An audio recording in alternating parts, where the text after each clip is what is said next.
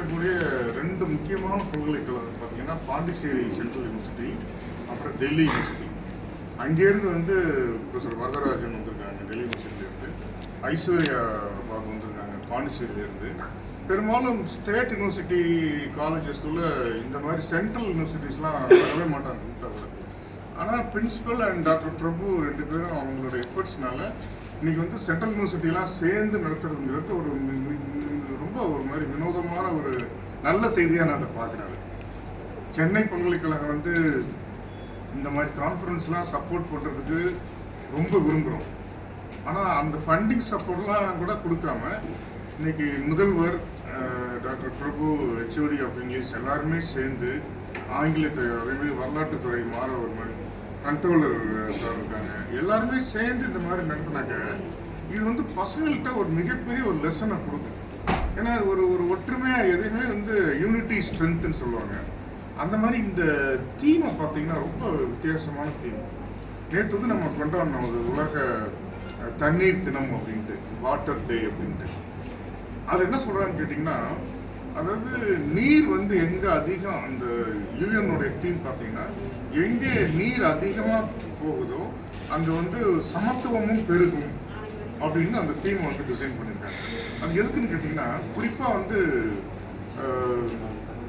தண்ணீரும் பெண்களும் அப்படிங்கிற மாதிரி தான் அந்த தீமை கொண்டு வர்றாங்க, வாட்டர் அண்ட் ஜெண்டர் அப்படின்ட்டு.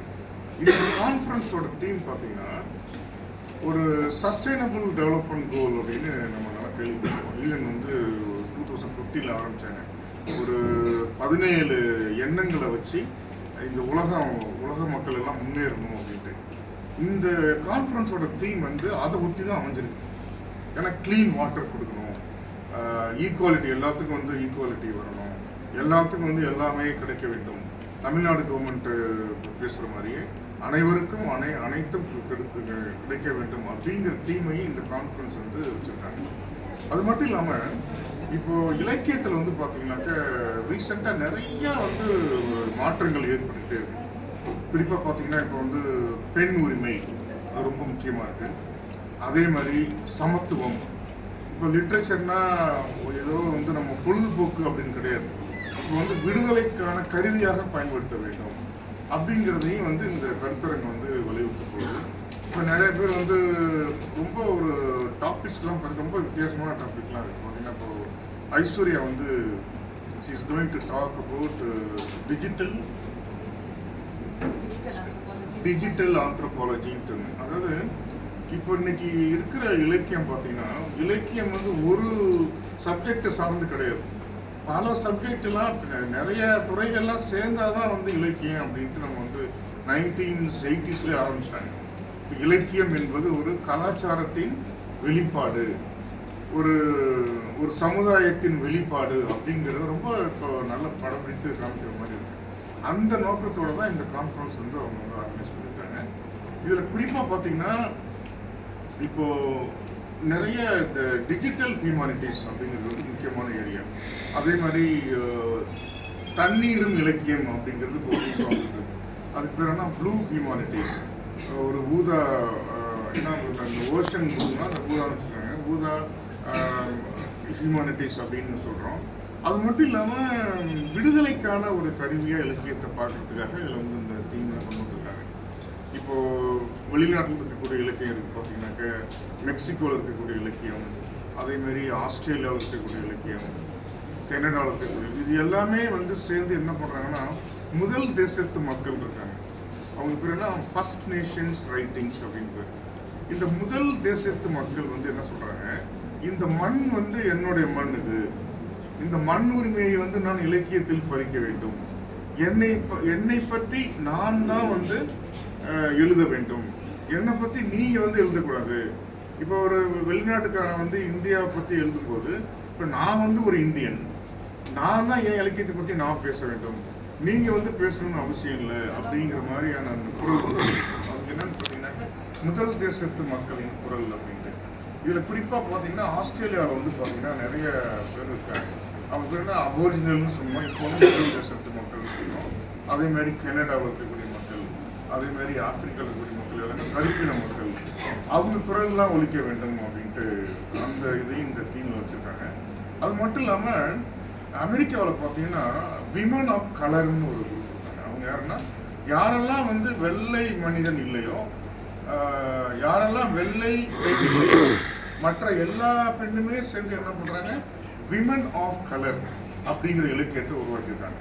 அதில் பார்த்தீங்கன்னாக்கா இப்போ நான் வந்து வேறு நாட்டுக்காரங்க, நான் வேறு மொழிக்காரங்க, நான் இன்னொருத்தரை மேரேஜ் பண்ணியிருக்கேன், அப்போ நாங்கள் வந்து எங்கள் உரிமை ரொம்ப முக்கியம் அப்படின்ட்டு அவங்க பேச ஆரம்பிக்கிறாங்க. அந்த இலக்கியமும் இந்த கருத்தரங்கில் வந்து பேச போகிறாங்க, விமன் ஆஃப் கலர் லிட்ரேச்சர் அப்படின்ட்டு. அதே மாதிரி ஒரு இலக்கியம் அப்படின்னாக்க அது வந்து ஒரு விடுதலை மட்டும் கிடையாது, உரிமை குரல் அப்படிங்கிற கருத்தையும் வெளிப்படுத்துகிறாங்க. அப்படி பார்க்கும்போது சாட்சி இலக்கியம்னு புதுசாக வந்துருக்கு, அது டெஸ்டிமோனியோ ரைட்டிங் அப்படின்ட்டு. அது என்னன்னு கேட்டிங்கன்னா, இப்போ ஒரு மனிதன் வந்து ஒரு ரொம்ப ஒடுக்கப்படும் போது, இல்லாட்டா ஒரு புரட்சிக்கு ஆளாகும் போது, இல்லாட்டினா ஒரு சண்டை வரும்போது அவன் வந்து எழுத துடிக்கிறான். நான் வந்து என் அனுபவத்தை வந்து நான் வந்து வெளிப்படுத்தணும் அப்படின்னு அவங்க வந்து விரும்புகிறாங்க. ஸோ அந்த மாதிரி இலக்கியங்கள் வந்து ரீசெண்டாக வந்தது இந்த கருத்தரங்க வந்து வெளிப்படுத்துகிறாங்க, வந்து டிஸ்கஸ் பண்ண போகிறாங்க. அதுக்கு என்ன பேருன்னா டெஸ்டிமோனியோ ரைட்டிங் அப்படின்றது. இந்த இலக்கியங்கள்லாம் சேர்ந்ததுனால தான் இன்றைக்கி வந்து இலக்கியத்துக்காக நம்ம நிறைய அவார்டெலாம் வச்சுருக்கோம், எவ்வளவோ நோபல் ப்ரைஸ்லாம் கொடுத்துட்ருக்கோம் அந்த இலக்கியத்துக்காக. ஆனால் அந்த இலக்கியம்ங்கிறது எல்லா மனிதனையும் இணைக்க வேண்டும் அப்படிங்கிறது இது வந்து இந்த கான்ஃபரன்ஸோட முக்கியமான நோக்கமாக இருக்குது. எந்த இலக்கியமுமே என்ன பண்ணுனாக்க மனிதனை மனிதனாக்க வேண்டும், அதுதான் இலக்கியத்தின் குறிக்கோள். பெண்கள் என்ன சொல்கிறாங்க, நீங்கள் இலக்கியத்தை வந்து நீங்கள் ஆண்களாக தான் நீங்கள் இப்போ ஆண்கள் ஆதிக்கமாக பார்க்குறீங்க, ஆனால் நாங்கள் வந்து என்ன பண்ணுறோம், இலக்கியம் வந்து பெண்ணுக்குரிய ஒரு சொத்தாக பார்க்குறோம் அப்படின்ட்டு அவங்க என்ன செய்கிறாங்க, ஃபெமினைஸ் பண்ணுறாங்க.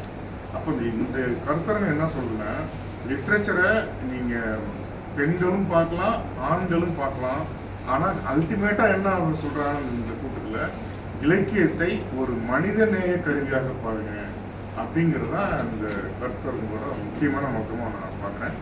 இந்த கருத்தரங்கு வந்து ரொம்ப கஷ்டப்பட்டு எல்லாருமே சேர்ந்து பண்ணுறாங்க. இது ஒரு மிகப்பெரிய ஒரு தமிழ்நாட்டில் வந்து ஒரு ரோல் மாடல் ஆகும்னு நான் நினைக்கிறேன். ஏன்னா எந்த கவர்மெண்ட் காலேஜுமே வந்து இவ்வளோ பேர்த்த இணைச்சி அது மாதிரி பண்ணுறதுங்கிறது கொஞ்சம் கஷ்டமான வேலை. முடியும் அவங்களால, ஏன்னா எல்லா கவர்மெண்ட் காலேஜ் டீச்சர்ஸுமே ரொம்ப திறமையானவங்க, அவங்களுக்கு வேண்டிய வசதிகளை கொடுத்தா இன்னும் நல்லா பண்ணுவாங்க. இப்போ இந்த மாதிரி ஒரு சப்போர்ட் கிடைக்கும் போது இன்னமும் நல்லா பண்ணுவாங்க. இது கண்டிப்பாக வந்து ஒரு தமிழ்நாட்டுக்கு வந்து இந்த கான்ஃபரன்ஸ் வந்து ஒரு மிகப்பெரிய ரோல் மாடலாக அமையின்னு நான் நினைக்கிறேன். ஐயா, இப்போ தமிழ்நாடு கவர்மெண்ட் வந்து பார்த்தீங்கன்னா நான் முதல்வன் அப்படிங்கிற ஒரு ஸ்கீம் கேள்விப்பட்டிருக்கீங்க. அதில் அது இல்லாமல் ஸ்கில் டெவலப்மெண்ட்டு இருக்கக்கூடியவங்க எல்லாமே வந்து என்ன பண்ணுறாங்க, கண்டிப்பாக வந்து இந்த ஸ்கில் ரொம்ப முக்கியங்கிறத நினைக்கிறாங்க. அது குறிப்பாக கம்யூனிகேஷன் ஸ்கில்ங்கிறது ரொம்ப ரொம்ப முக்கியம். கண்டிப்பாக வந்து தமிழ்நாடு கவர்மெண்ட் வந்து அதற்கான முயற்சி எடுத்துருக்காங்க. அதே மாதிரி எல்என் கவர்மெண்ட் காலேஜில் இருக்கக்கூடிய ஆங்கிலத்துறை பேராசிரியர்கள் எல்லாமே வந்து நல்ல ஒரு மனிதநேயம் படைத்தவர்கள். அவங்க கண்டிப்பாக வந்து ஒரு நான் பிரின்சிபல்ட்டையும் ரிக்வெஸ்ட் பண்ணியிருக்கேன், அவங்க வந்து இப்போ வர்ற சம்மரில் ஒரு 1 வீக் ஒரு ப்ரோக்ராம் மாதிரி நீங்கள் இருக்கக்கூடிய ஸ்கூலில் முடிச்சுட்டு இருக்கும்போது அதில் யாராவது விருப்பமாக இருந்தால் கண்டிப்பாக வந்து இங்கே காலையில் வந்து கற்றுக்கலாம். அதுக்கு வேண்டிய ஏற்பாடு எல்லாம் பிரின்சிபல் வந்து கண்டிப்பாக செய்வாங்க. ஏன்னா இப்போ நீங்கள் சொல்கிற மாதிரி ஆங்கிலங்கிறது வந்து அது வந்து ஒரு ஒரு அறிவு மாதிரி மாறிடுச்சு. அது வந்து ஒரு மொழியாக பார்க்காம நம்ம என்ன பண்ணுறோம், அது வந்து ஒரு ஒரு அறிவாக பார்க்க ஆரம்பிச்சிட்டோம்னா அது ஆக்சுவலாக அது மிக சிரமமான வேலையே கிடையாது. அதுக்கு கரெக்டான ஒரு டீச்சரை நம்ம கரெக்டான ஒரு புக்ஸை கொடுத்தோம்னா அது ஈஸியாக வந்து கற்றுக்கலாம். எப்பயுமே வந்து ஆங்கிலங்கிறது வந்து ஒரு மிகப்பெரிய நம்ம கருவியை நம்ம பயன்படுத்தணும். அதை கண்டிப்பாக வந்து பொன்னேரி கல்லூரி வந்து கண்டிப்பாக செய்வாங்க. அது பிரின்சிபல் வந்து ரொம்ப அதுக்கு வேண்டிய ஸ்டெப்லாம் எடுத்துக்கிறாங்க. இந்த சம்மர்லேயே வந்து ஒரு சம்மர் கேம்ப் அப்படிங்கிற மாதிரி சென்னை பல்கலைக்கழகத்துலேருந்து நாங்களும் உதவி செய்கிறதா இருக்கோம். அங்கேருந்து நாங்களும் 2 பேர்த்த அனுப்பி உங்களுக்கு முன்னாடியே இது ஒரு வாரம் ட்ரைனிங் வந்து நான் கொடுக்குறோம். நீங்கள் யாருக்கெல்லாம் கொடுக்கணும் ஒரு லிஸ்ட் மட்டும் சொல்லிட்டீங்கன்னா கண்டிப்பாக நடவடிக்கை. உலகம் முழுவதும் அந்தந்த மொழியில் இலக்கிய வரலாறுகள் இருக்குது. இப்போ ஒரு மொழியை வந்து பின்தங்கிட்டு ஆங்கிலன்றது அந்நிய மொழியாக பார்க்குறோம், ஆனால் உலகம் முழுவதும் இருக்கிற மொழி அந்த மொழி தேவை. அப்போது ஆங்கிலத்துக்கு முன்னுரிமை கொடுக்க சொல்ல அந்தந்த மாநில மொழி குறிப்பாக தமிழ் பின்தள்ளிட்டு ஆங்கிலத்தை கொடுக்க சொல்ல அந்த மொழி அழியாதா, கலாச்சாரம் அழியாதா? அதாவது என்னங்க, அப்போ வந்து நான் அந்த மொழிகள் அப்படிங்கும்போது உலகத்தில் வந்து தாய்மொழி தான் ரொம்ப முக்கியம். தாய்மொழியை மீறி எந்த மொழியும் முக்கியமே கிடையவே கிடையாது. நம்ம தாய்மொழியை உயர்த்துவதற்காக அந்நிய மொழியை பயன்படுத்தலாம், என்னுடைய கருத்து அதான். நான் ஆனால் வந்து அந்நிய மொழி தான் பெருசு அப்படின்னு என்னைக்கு நம்ம அந்த மோடுக்கு போயிடவே கூடாது. அந்நிய மொழி என்ன செய்யணும், நம்ம எந்த அளவுக்கு நம் தாய்மொழியை உயர்த்த வேண்டும் அப்படிங்கிறதுக்கு பயன்படுத்தணும். அதுதான் ரொம்ப முக்கியமாக நான் நினைக்கிறேன். இப்போ நான் ஒரு இடத்துக்கு சொல்கிறேன். இப்போ வந்து பாமான்னு ஒரு ரைட்டர், அவங்க வந்து நல்ல ஒரு உலகம் பூரா போன ஒரு எழுத்தாளர். வந்து அவங்க எப்படி வந்து உலகம் பூரா போனாங்க? அவங்க தமிழ்ல எழுதினாங்க. ஆனால் ஆங்கிலத்தில் மொழிபெயர்க்கப்படும் போது என்ன ஆகுதுன்னா, தமிழோட சிறப்புங்கிறது உலகம் பூரா போகுது. இப்போ என் கருத்து என்னன்னா, நீங்கள் ஆங்கிலத்தை வந்து நம் தாய்மொழி இலக்கியங்களை வந்து பிரபலப்படுத்துவதற்கு பயன்படுத்தலாமே, தவறு கிடையாது. இப்போ அவன் வந்து நம்ம இதை பண்ணுறதை விட நம்ம இலக்கியங்களை உங்களை விட நல்லா இருக்கிறான்னு சொல்றதுக்கு நம்ம அதை வந்து பயன்படுத்தலாம், அது ஒன்றும் தவறு கிடையாது. ஸோ அந்த மாதிரி தான் நான் வந்து ஆங்கிலத்தை பார்க்குறேன். ஐயா, நீங்கள் சொன்ன மாதிரி